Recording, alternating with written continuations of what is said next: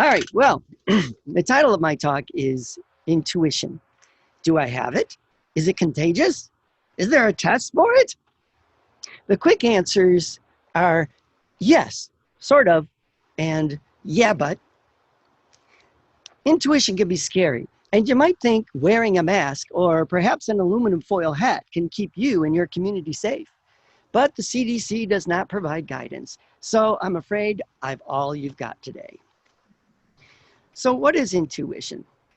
I came across a few intimidating words when looking into this strange dis-ease. Words like clairaudient, which I thought was maybe how an audience can see clearly during Zoom meetings, and clairsentient, which has got to refer how English teachers want their students to write in clear sentences, right? Then there was clairvoyant, which sounded like something from the series Star Trek when they clearly know where to voyage. And then there was Clearcognizant, which I really just didn't know what the hell that was. Well, onward. Intuition is like your very own spidey sense, a process that gives us the ability to know something directly without analytic reasoning. If you have used the following words, you are probably describing an intuitive experience. Phrases like, my heart told me, I have a hunch, a gut feeling, a sixth sense, an inner voice. I could see it in my mind, a knowing. Some of you might think that intuition is only experienced by certain gifted people. It's often assumed that women are supposed to be more intuitive than men. I will say that my wife's female intuition is so finely tuned. She knows I'm wrong before I even open my mouth. It's true. Which begs the question, if a man is talking in a forest and a woman is not there to listen, is he still wrong? Probably. So intuition is actually a normal human experience and is reported in cultures throughout the world. However, many people don't know a lot about what intuition is and how to use it. Not you, of course. I mean, we are the Interfaith Center after all. Many of us think of it in a metaphysical way, as tapping into something greater than us. Some might call it spirit, higher self, source, angels and animal guides, ancestors, the Holy Spirit, or God herself. Psychology has described it as a knowing that bridges the gap between the conscious and unconscious parts of our mind, or a gap between instinct and reason. Science theorizes that intuitive decisions are actually based on data, that our intuition draws on diverse qualitative experiences, and when we subconsciously spot patterns, the body starts firing neurochemicals in both the brain and the gut in a way that is faster than rational thought. Research further suggests that the ventral medial prefrontal cortex is used when making intuitive decisions because it is thought to be involved in emotion and decision making. So, is it contagious? In a way, yes, because if the culture or community you live in relies on intuition as a normal part of their daily lives, you are more likely to trust it to guide yours as well. If you were a Native American Indian child, you would probably have been encouraged to seek out and speak with the spirits of plants, animals, mountains. Quakers rely heavily on it in their services, where each person is encouraged to speak when the spirit moves them. Don't forget that even certain parts of the business community hold intuition and creativity in high esteem. Think product design, advertising, or the vision to see a new direction as Steve Jobs did at Apple. The scientific and mathematical disciplines value intuition as well. Albert Einstein said, "The intellect has little to do on the road to discovery. There comes a leap in consciousness. Call it intuition or what you will, and the solution comes to you and you don't know how or why." Einstein famously experienced intuitive insights when developing the theory of relativity. I like how he juxtaposed insight and rationality, saying, "The intuitive mind is a sacred gift, and the rational mind is a faithful servant." So, types of intuition. The words I used earlier in jest are commonly considered the 4 main types of intuition. Learning these categories was exciting for me because it has helped me to identify some of my experiences as intuition. So let me go through each one. Clairvoyance is a French word that means clear seeing. It is the intuitive ability to see things inside the mind as images, short movies, or symbols. It is quite common for people who are predominantly clairvoyant to have very vivid dreams caused by their awakened intuition.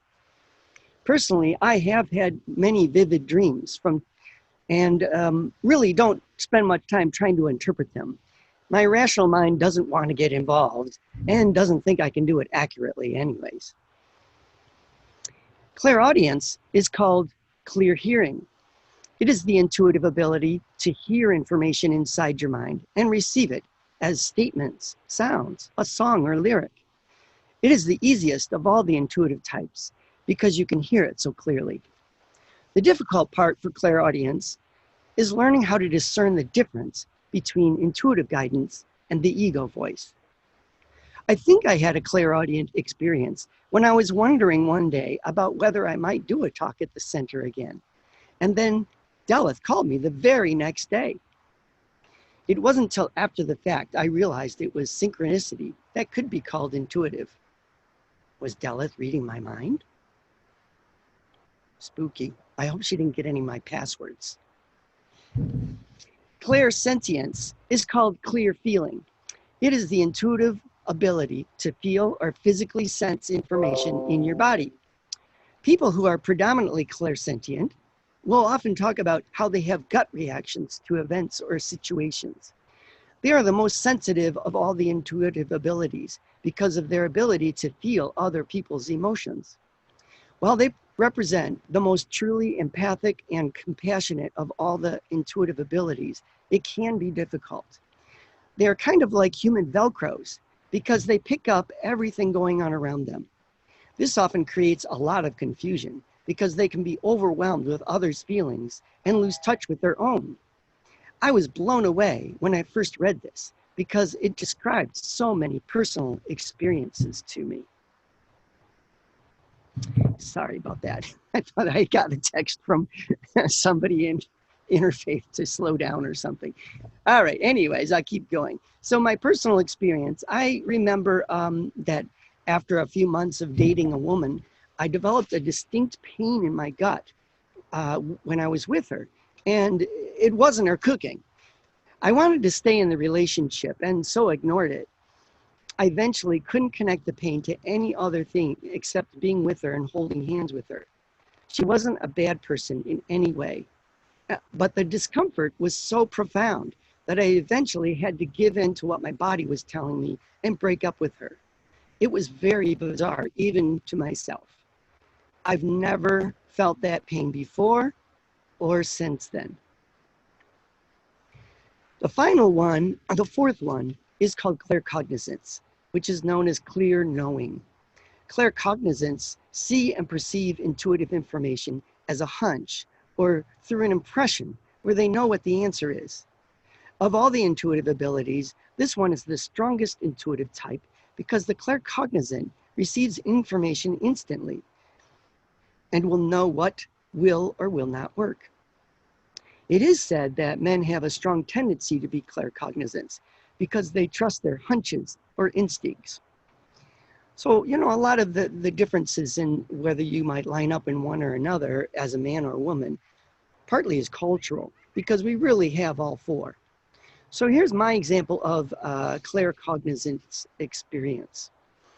Just last week, actually, at the end of a bike ride, my chain fell off and I put it back on, no problem. Later that day, I wanted to ride my bike to the store. It was only a quarter of a mile away. But I was getting a nagging feeling that I should bring my garden gloves with me to keep my hands from getting greasy in case my chain came off. But I talked myself out of it. It wasn't very far, wasn't going to be a problem. It seemed so unlikely in my rational mind. Then, of course, my chain fell off on the way to the store. I should have followed my hunch. Well, why would you want to develop your intuitive skills? To keep chain grease off of your hands, of course. But seriously, it can simply be a way to connect with yourself more deeply and to quietly connect to source. It can lead to guidance in little and big ways. In the beginning, intuition tends to be in the background. With regular practice, you will find it easier to trust what you are sensing and feeling intuitively. As you pay attention to its presence, no matter how subtle, you'll bring intuition to the foreground. Fostering your intuition. There are actually courses and teachers out there that can help you. But as Groucho Marx might say, I was going to go to a psychic school, but I couldn't afford the intuition fee. How can we encourage intuition on our own?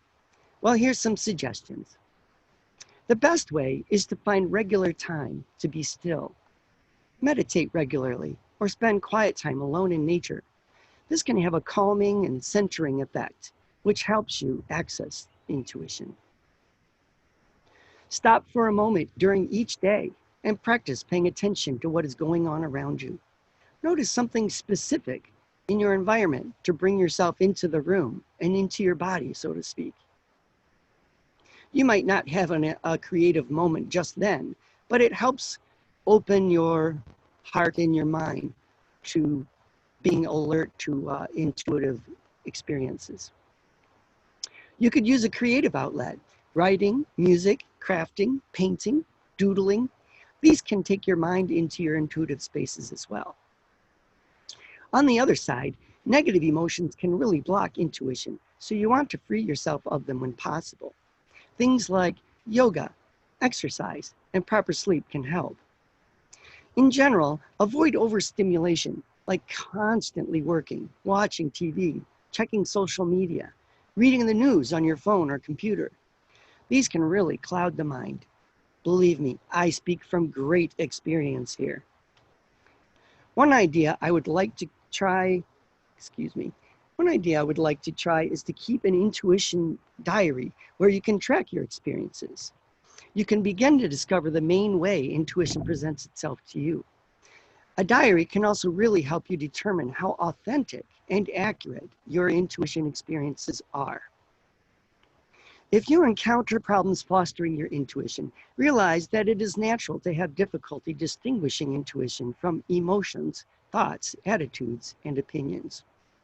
So there is some warnings. There are some pitfalls in trying to determine if your intuitive experience is authentic or something else. Wishful thinking, for example, can get mixed up with emotions and thoughts, which might mask as intuition. Take Gavin and Austin. They are chatting at their weekly coffee meet, and Gavin is saying how amazing it is that his intuition is so often right. He then says, I have this strong hunch I'm going to get a raise this week. So the next week during coffee, his friend asks, so did you get the raise? Gavin says, no, I didn't. But I know how my intuition could be, I don't know how my intuition could be wrong. It must be my boss's fault. He just didn't follow my intuition to give me a raise.